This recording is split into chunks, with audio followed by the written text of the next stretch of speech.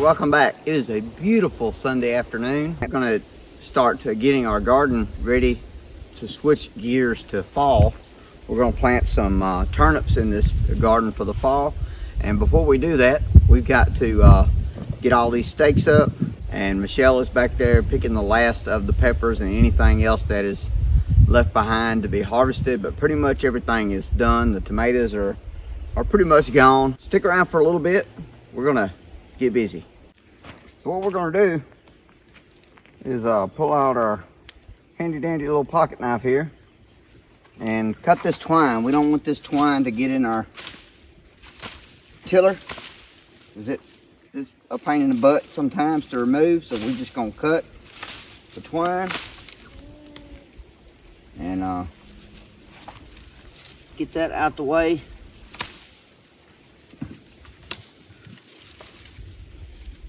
Like so.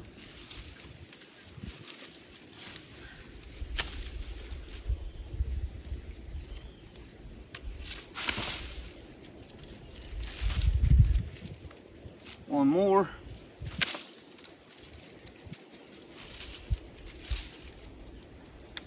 And then we're just simply going to pop these stakes out.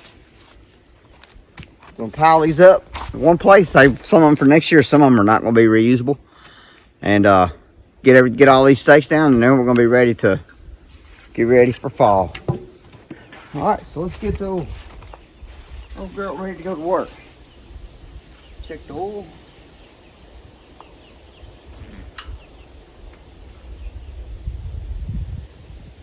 Good to go. Hydraulic. Check the hydro trans or whatever you call it, fluid. These old tractors will run forever. Just got to keep them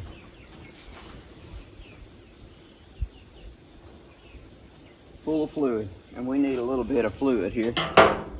So I'm going to get my funnel and my oil and put a little in there. This cheap funnel is one of the best investments I made in dealing with tractors, filling them up with diesel and oil. Handy little thing. I'm just gonna slip this in here, fill her up. Yeah, it's normal for some of these old tractors to leak a little trans fluid. From what I found out, it's a pretty common thing. It's mine leaks a little bit from the PTO when it's sitting. Fairly easy fix, but I usually add I keep saying I'm gonna fix it, but most time when I think about fixing it is when I need to use it. So we're just gonna add about a quart or two in here and keep trucking.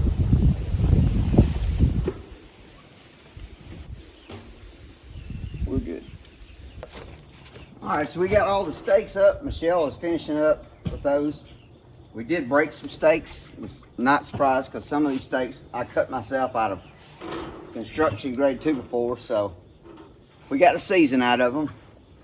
So some of them we were able to save, some of them we pitched. Michelle's putting the rest of those in the burn barrel, and we're gonna get this old girl started. She never let me down. As long as she's got a good battery, she'll crank. So let's see what we got. Give her a little gas.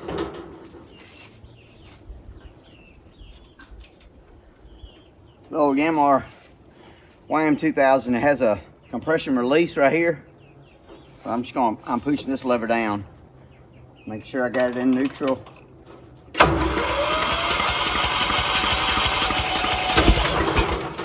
battery is a little bit weak.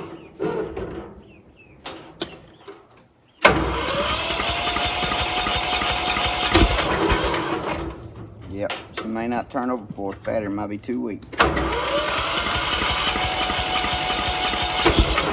All right, Schumacher Farm and Ranch to the rescue once again. I'll tell you what, guys, if you haven't seen my video about this piece of equipment, Best $200 I ever spent. It is a Schumacher Farm and Ranch 200 amp battery charger.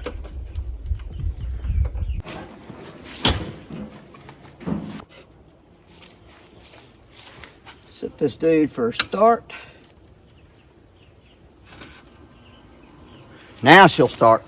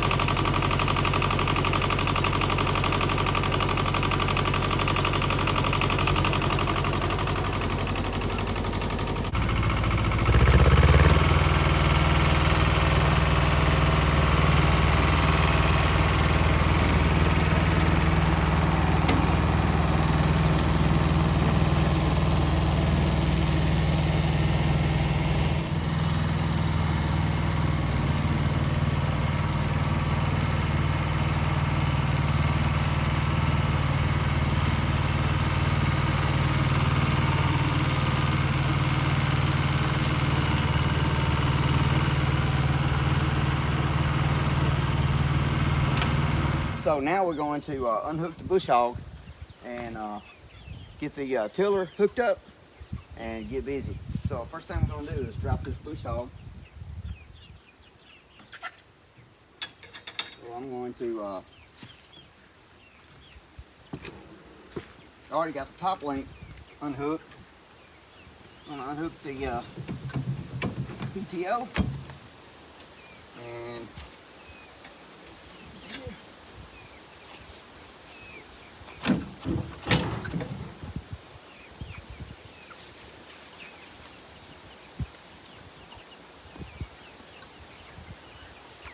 pull this pin.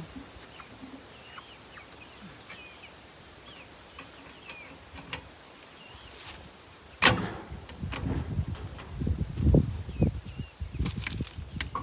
I'm going to loosen these chains up so I have a little bit of room to slack to unhook the 3-point. There we go. Got that one off. Loosen it.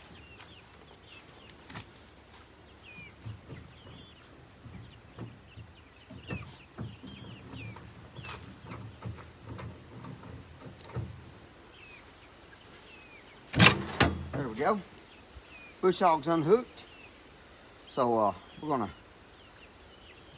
move over behind the tiller and set up again and get that hooked up. All right, now comes the hard part. Getting this tiller hooked up sometimes can be a pain. Best thing to do, we're gonna put it in neutral. The nice thing about this little Yanmar is I can just roll the wheels back if need be.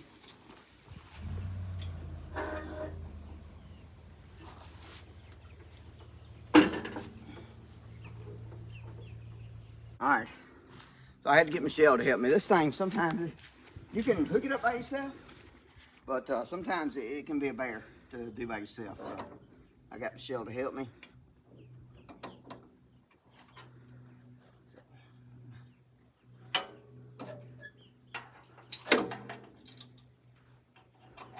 Pin in there. Top link. Now I want to set, make sure I'm going to pull my kickstand up right here, Michelle. You come over here and catch this. But first, I'm going to back this this out. This, so I can get the PTO hooked up.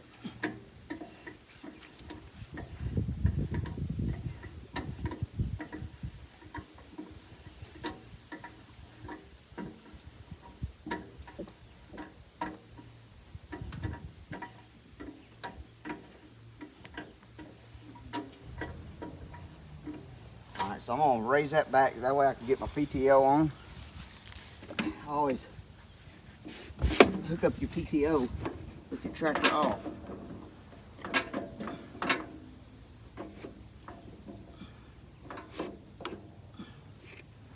All right, now I'm gonna pull my kickstand pin out, raise that dude all the way up, pin back in.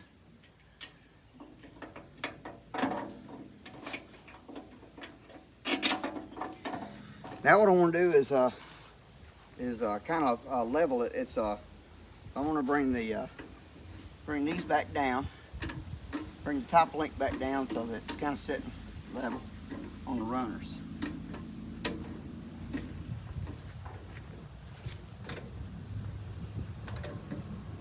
It's pretty good there.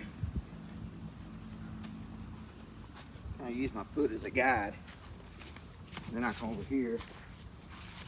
It's actually pretty good. If it wasn't, I could adjust this, but that's actually pretty good. So I'm gonna run this nut down to there. That doesn't move. On the top link nut, stop nut down.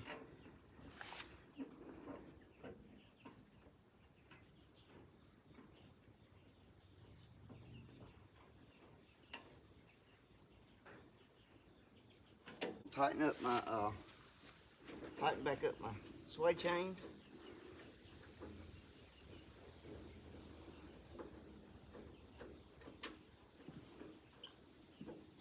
Tighten the stop nut on that. These sway chains.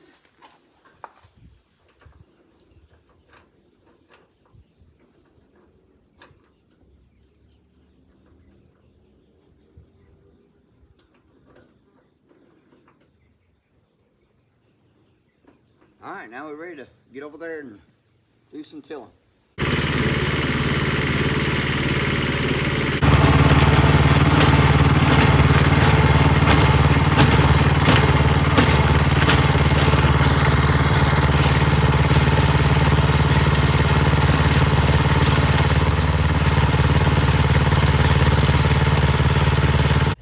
I mean, this thing is ready to go. I really don't want to walk on it.